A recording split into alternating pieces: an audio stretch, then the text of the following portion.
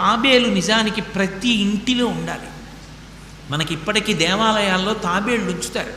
ప్రతి దేవాలయంలో తాబేలు ఉంటుంది. పూర్వం ప్రతి నూతిలో ఒక తాబేలు నుంచేవారు. ఎందుకు తాబేటిని ఉంచుతారో తెలుసా? తాబేటి యొక్క దర్శనము మంగళ దర్శనం.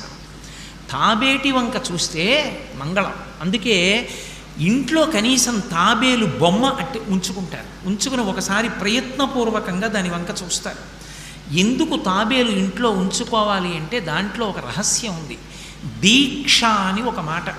దీక్ష అన్న మాట దేనికి అన్వయం అవుతుంది అంటే యజ్ఞానికి అన్వయం అవుతుంది. యజ్ఞం చేసేటటువంటి వాడు దీక్ష స్వీకరిస్తాడు. దీక్షా స్వీకారం చేశాడు అంటే ఇంటి లోపలికి మళ్ళీ వెళ్ళరు. ఇక పూర్తయిన తర్వాతే ఇంట్లోకి వెడతారు. ఇల్లు విడిచిపెట్టి బయటికి వచ్చేసి దీక్షావస్త్రాలు కట్టుకుని మేళతాళాలతో యాగశాల ప్రవేశం చేస్తారు. ఇక ఎప్పుడు మళ్ళీ ఇంటికి వెళ్ళడం? ఆ యాగం అంతా